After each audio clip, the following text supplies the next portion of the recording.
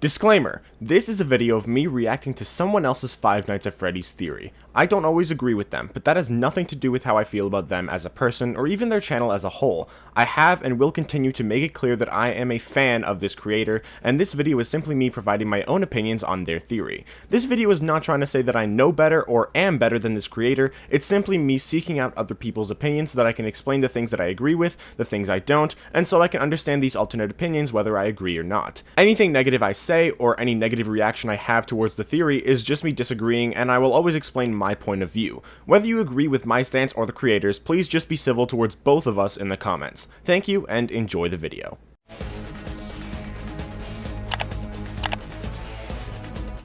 FNAF, the ultimate Nightmarionne theory. This is by FNAF, and it came out, what was that? Like, a day ago, basically. So, I'm going to be reacting to this. It is 16 minutes and 3 seconds. Let's go. 3 years ago, I made a video where I pointed out the various Nightmarionne plushies hidden throughout FNAF's security breach. Yes. At the time, it felt and like ruin. this groundbreaking discovery, but even then, I knew it could mean nothing. It's very possible that someone working at Steelwool hid these plushies throughout the map just as a random Easter egg. But then, Security Breach Ruin came out, and the plushies were back. Yeah, there's some more. Stop, Steelwool! They put this in the game to just taunt me. Then 5 months later, Help Wanted 2 came out, and once again, they were back. Shut up! No! Please! I forgot about that. Don't care. Over a year after my initial Nightmarionne video, these things were still popping up in every new FNAF game Steelwool put out. Until 2 months ago, when we got Secret of the Mimic. To my surprise, there are no Nightmarionne plushies in the game. But that's the thing. There are no Nightmarionne plushies in the game. There are still references, though. I assume he's just going to bring up Jackie now. The thing is, though, what I noticed is that, I think what everybody's noticed, though, there's not only Nightmarionne plushies, there's also Circus Baby plushies, for some reason, and, my idea about that, I've mentioned this in a couple videos before, basically, Nightmarionne is the same character as Nightmare, because Nightmarionne replaced Nightmare in the FNAF 4 Halloween DLC. And Nightmare is Shadow Freddy, according to the FNAF 4 files. Nightmare, according to Ultimate Custom Night, is William's wickedness made of flesh, meaning that Shadow Freddy and Nightmare and Nightmarionne are all basically William's evil manifested into a being. In the Fazbear Frights books, we have Eleanor, who is basically the exact same thing. So, my idea is that because the Frights books aren't in the games anymore, they don't seem to be. Like, some stories, like, might still be connected, but, like, the Stitch line itself is not, right? So, my theory was that maybe Eleanor does exist in the games, just differently than how she does in the books. Like the same thing with the Mimic. So in that case, it could just be that Eleanor is Shadow Freddy, and that the Nightmarionne plushies and the Circus Baby plushies are because Shadow Freddy is Nightmarionne, and Shadow Freddy is Nightmare. And all three of them are also Eleanor, and Eleanor, while not Circus Baby, is designed similarly to Circus Baby. So my idea was that the constant cropping up of Nightmarionne and Circus Baby plushies and imagery and stuff like that, that's meant to indicate that Eleanor still exists in the games. Now, that's just an idea. I'm not, like, super confident about that. It's just, like, the only explanation I really have, but I'm interested to see what he says about just this in general. And I do wonder if he's going to bring up the Circus Baby ones, too. During the part of the game where Jackie is chasing you, she noticeably gets more and more broken as time goes on. By the end of the chase, she looks like this. Her nose is gone, she has black tears streaming down her face, and if you look closely, you can see black stripes have now appeared on her arms, just like Nightmarionne. Not only that, if you happen to get jump scared by Jackie, you can literally hear Nightmarionne's jump scare sound playing in the background. It's the same thing with the Nightmarionne looking staff bots in Security Breach, which makes me think that there's definitely something there, like, connecting them. Not to mention, Jackie also, like, right before you see Jackie like that, she actually, or like right before you see that, you hear the FNAF 2, like, puppet music box music, which is also interesting because both the puppet and Jackie are Jack-in-the-Boxes, so. This is now the 4th Steelwolf FNAF project in a row where this character has shown up as a secret Easter egg. We've passed the point of this being a coincidence. So today, I'm finally gonna try and answer a question that's been bothering me for nearly 3 years now. What is the deal with Nightmarionne? Let's get started. One of the weirdest things about all of the Nightmarionne imagery showing up in the modern games is that Nightmarionne is technically not a canon character. The first time we saw Nightmarionne was in the Halloween update to FNAF 4. He's canon now. He wasn't and then. In a very rare post from Scott Cawthon, he actually straight up said that the Halloween edition of FNAF 4 was not canon, meaning that Nightmarionne, along with the Jacko animatronics, were not supposed to be canon to the story of FNAF. But Yes, then, originally. years later, Ultimate Custom Night came out, featuring the Jacko animatronics and Nightmarionne. Ultimate Custom Night is a fully canon game, so is Scott now going back on what he said and making the characters canon? This confusion ultimately put Nightmarionne in the questionably canon category. This then leads into Help Wanted, which was released 1 year after Ultimate Custom Night. In Help Wanted, Nightmarionne is back, and with a whole FNAF 4 minigame dedicated to them.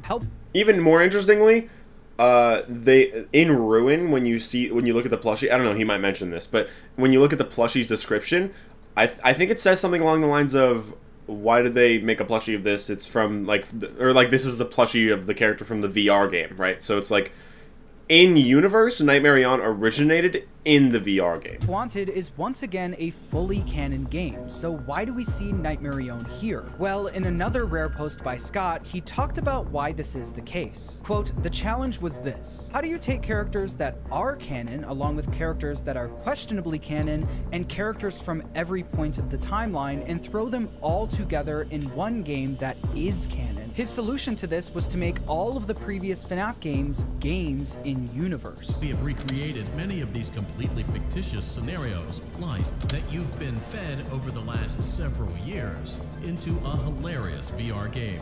So although Nightmarionne is questionably canon to the story of the original games, it can still show up in Help Wanted because FNAF 4 Halloween Edition is likely a real in-universe game. This essentially means that Nightmarionne is this weird non-canon original character that was put into Help Wanted just because they wanted to. All of this might make it sound like Nightmarionne has no meaning behind it whatsoever, and to that I'd say, yeah, this character might mean nothing, but that also might be the key to solving its weird appearances in the modern FNAF games. This brings Nightmarionne as a character means nothing, because he is just Shadow Freddy. us to option 1. Help Wanted is being mimicked. In Help Wanted, we're introduced to Glitchtrap, which is very likely the Mimic AI. One of the reasons we think this is because pretty much the only voice line Glitchtrap has in the game is it mimicking Tape Girl's voice. Yes. Hello?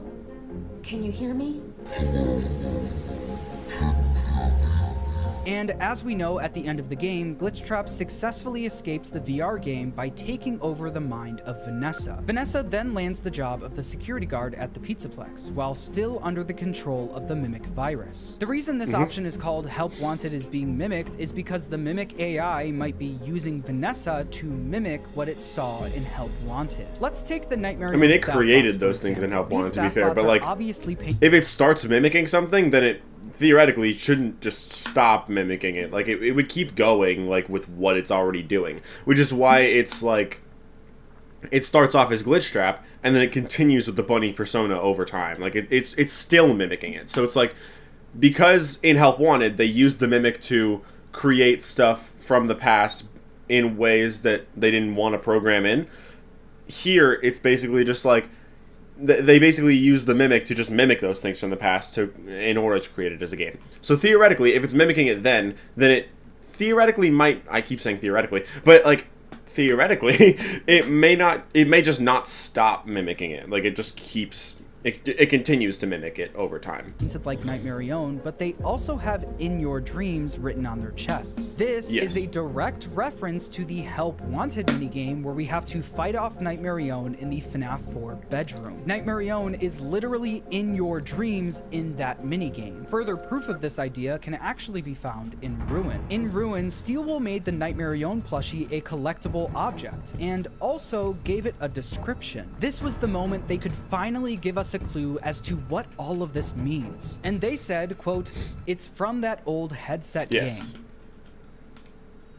This might make it sound like Nightmarionne has no meaning behind it whatsoever, and to that I'd once again say, yeah. It is literally just a character from the Help Wanted in universe. game. Yes. Need more proof? In the utility tunnels under the Pizzaplex, you can find several secret rooms that are hidden behind gates. If you end up upgrading Freddy and opening the gates, you'll find that these rooms are physical recreations of the mini-games from Help Wanted. We have the Plush Baby minigame, the Curse of Dreadbear DLC, and the Build-A-Mangle minigame. These rooms could once again be the Mimic AI using Vanessa to mimic what it saw in Help Wanted. There's also slightly altered versions of the Mangle vent repair minigame and the parts and service minigames. By literally building the sets and recreating the characters it saw in that game. I think that's pretty straightforward. It's just the Mimic virus using Vanessa to mimic what it saw. Well, that then brings us to option 2, which I like to call, it's probably more complicated than that. While it's true that Nightmarionne is just a character, quote, from that old headset game. Yeah, I think that is the explanation on the surface, but I think the reappearance of the plushie over and over again is meant to indicate something to do with Shadow Freddy, especially because in the character encyclopedia, it mentions in Shadow Freddy's page that he might have something to do with the future of the series, but we don't know yet. That doesn't mean it's not important. It feels to me that this character is symbolism for something in the modern games. The Help Wanted is being mimicked explanation could have been the case when Security Breach first I think came it's out, true, but it's not the the story only of that thing that's game true. was all over the place. I had a very specific story in mind, and it is very different than the one that got in the game. So even though Nightmarionne could have meant nothing in Security Breach, Scott and Steelwool might have decided to make it mean something in future games. But even in Security Breach, Nightmarionne is shown to be very important. In one of the most lore-heavy rooms in the game, the Sticky Note room, you can find Nightmarionne staff bot heads all over the ground. Also, the Nightmarionne collectible... Also, that room is called Charlie Door in the files, and Charlie is the puppet. can be And found Nightmarionne in is a version of the puppet. room in the Endo Daycare inside of a... And the staff bots are all security bots, just like the puppet, with tears and cheeks. Just throwing that out there. Golden Present. Only 7 other collectibles in the entire game can be found in Golden Presents. All 6 of the golden plushies and the Fredbear Singing Show poster. Also, in the server room, you can find Nightmarionne staff bots and wires that look like the puppet's arms. All of that is just in Security Breach. Since then, the Nightmarionne plushies and staff bots have returned in Ruin, Help Wanted 2, and Jackie literally turned into Nightmarionne in Secret of the Mimic. To explain what I think Nightmarionne means now, we need to go back to a theory I made 2 years ago. 2 years ago, I made a theory where I said that the story of the modern games is very similar to the Silver Eyes trilogy of books. Yes. I was so confident about this theory that I actually shared it with Scott Cawthon himself on my live stream. I'll say this, Scott. I am surprised at how much inspiration you took from this book. I haven't seen anyone talking about it. This book is I talked about In it. the first book, The Silver Eyes, a group of teens explore a mall that was built on top of an old Freddy's Pizzeria. And while exploring the pizzeria, they run into William Afton. This is almost exactly what happens in Security Breach. We explore a mall that was built on top of an old Freddy's Pizzeria. And while exploring the pizzeria, we run into what looks to be William Afton. In the second book, The Twisted Ones, the mall that was built on top of an old Freddy's Pizzeria is now destroyed by a tornado. In Ruin, the mall is now destroyed by an earthquake. In the book, the mall was set to be demolished but was put on hold. In Ruin, you can see a giant wrecking ball that started to demolish the building. In the book, Charlie is trying to find her brother that's gone missing. This leads her to a cave with glowing mushrooms, a waterfall, and a room with carnival-themed mascot costumes. In Ruin, Cassie is trying to find Gregory who's gone missing. This leads her to a cave with glowing mushrooms, a waterfall, and a room with carnival-themed mascot costumes. In the book, Charlie It's also just a cave that's connected to a Freddy's location in both scenarios. thinks that her brother is trapped behind a door covered in concrete. In Ruin, Cassie thinks that Gregory is trapped behind a door covered in concrete. Yeah. And both in the book and the game, it ends up being a trap. The book then ends with it looking like Charlie died, but then they hint that she might have survived. With one of the last Which is lines of exactly the what book happens in the- being Charlie. And that's what ends happens with it in the looking like elevator Cassie ending, died, but then they hint that she might have survived. With the last line of the game being Cassie, It is almost comical how similar these stories are. But if Security Breach is the first book and Ruin is the second book, which game is the third book? Back then, I thought it would be Help Wanted 2, but now I can tell you that it actually ended up being Secret of the Mimic. Here's why. The final book reveals that the main antagonist is actually a robot that was built by Henry to mimic his daughter Charlie after her death. But before Henry could finish the robot, he realized that what he was doing was wrong and beat up the robot in a fit of grief and rage. Does this sound familiar? In Secret of the Mimic, it's revealed that the main antagonist of the modern FNAF games is a robot that was built by Edwin to mimic his dead wife. But once he tried getting it to mimic his dead son, he realized that what he was doing was wrong and beat up the robot in a fit of grief and rage. Stop sounding like him! Not only that, in the books, Henry famously keeps his robots he built to mimic Charlie in closets in a bedroom, hence the name of the final book, The Fourth Closet. And in the secret ending of Secret of the Mimic literally walks out from inside of a closet in a bedroom. I honestly feel like I'm being messed with. It feels like Scott and Steelwool had a meeting where someone said, wouldn't it be funny if, and then put this in the game. My theory from 2 years ago was such a big swing because we already had an origin story for the Mimic in the Tales books, and it wasn't exactly the same as the story in the Silver Eyes trilogy. Edwin didn't make the Mimic to replace David or Fiona in the Tales books, but in the games, Scott and Steelwool deviated away from what the Tales books told us and made the story more like The Fourth Closet, with them taking multiple traits and plot points. There's also the whole thing where there's a like a prototype Freddy's location with incomplete animatronics underneath the creator's house. That's in both stories as well. Belonging to Henry in the Silver Eyes trilogy and giving them to Edwin in the games. Not him. You're not. Stop sounding like him.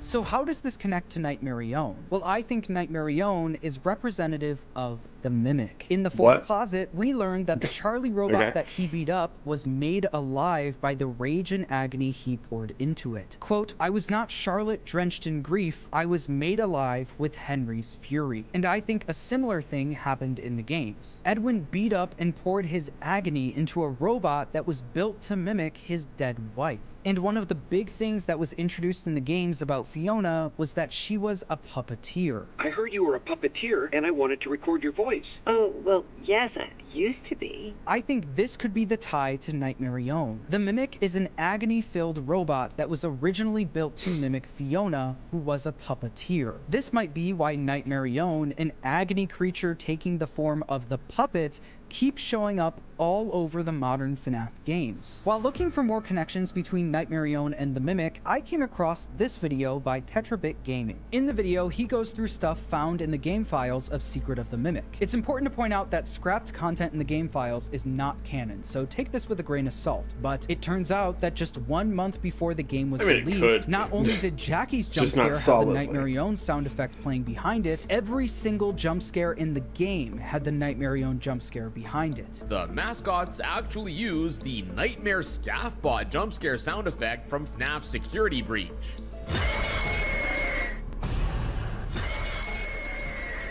Oh yeah, it is the same. Every time the Mimic jump scared you, the Nightmarionne jump scare. I didn't know it was specifically that one. Connecting Nightmarionne to the Mimic. Also, in the Help Wanted 2 ending where Glitch Trap wins, the Nightmarionne staff bots are the ones acting on his behalf. This is another connection to Nightmarionne and the Mimic virus. The Nightmarionne plushies can be found hidden throughout Security Breach, watching us as we explore the Pizzaplex. Just like the Mimic was established to do in Ruin, with the eyeballs watching us wherever we go. But what's most interesting to me is that the Nightmarionne staff bots can only be found in 2 places in the Pizzaplex, in and around the Sticky Note room and in the server room. Let's start with the Sticky Note room. In the Tales books, Scott makes it very clear that the Mimic liked drawing on multicolored sheets of paper, and it's because of this that I think the Mimic was being kept down here at some point. Yeah, I also think the Mimic that's was probably able the to case too. leave this room and roam around the entire area, since these drawings can also be found scattered everywhere in the sewers. This is one of the places you can find Nightmarionne staff bots, and I think this area represents the physical mimic, while the Nightmarionne staff bots in the server room represent the mimic virus. These server rooms are probably one of the most overlooked parts of Security Breach. In the room, you can find a bunch of Nightmarionne staff bots, but also the black and white wires that look like the puppet's arms. There's also a smaller server room near the loading docks that also has the puppet wires. What started as a program that mimicked Edwin's dead wife,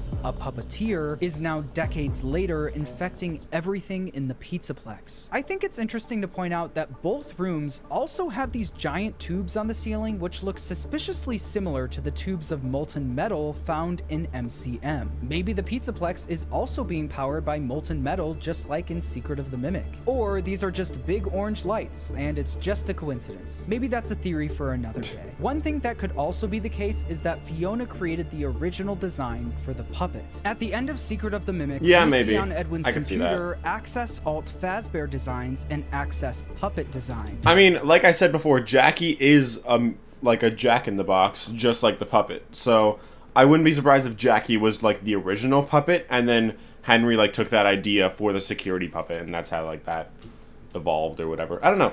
Like I could see that definitely. Like that's definitely possible. And Jackie's music box uses the same song as the puppet's music box from FNAF 2. Maybe this is why Nightmare Puppet would be connected to Fiona, because Fiona literally created the puppet. I definitely think Scott and Steelwool left it vague on purpose, but I honestly hope this isn't the case. I think I'd prefer for Henry or William to be the ones to create the puppet, but that's just my opinion. I think the concept like the concept of a Jack-in-the-Box puppet, like that, I mean, just a Jack-in-the-Box in general using that song is fine, and then having like William and Henry take inspiration from that is I think that works fine. I honestly don't know how I feel about my current thoughts on Nightmarionne. It definitely feels like this character is important. I think we're way past this meaning nothing at this point. I think this is just another one of those things where we don't have enough information to make a solid conclusion on it. But maybe in the next game we will. I agree, but I do think the Shadow Freddy connections are definitely interesting. To haunt my nightmares. Subscribe if you enjoyed, and thanks for watching. Yeah, I think the Shadow Freddy connections are probably definitely important, but I do agree that like the Nightmarionne stuff is in some way connected to the Mimic. I could see it being like Shadow Freddy is just there being like, hey, this guy's continuing Afton's work, and I'm made from Afton's evil. I can help out with this or something. I doubt that Shadow Freddy is like controlling the Mimic or whatever, but like I could see him like being kind of involved in that, or like being fueled by like the agony the Mimic is causing or something like that. Like I could see that being the case. Overall, this was a good theory. I think there's probably more to it than what he's saying, but I do agree, but I don't think that he's wrong about what he is saying, if that makes sense. But yeah, that was all for the reaction.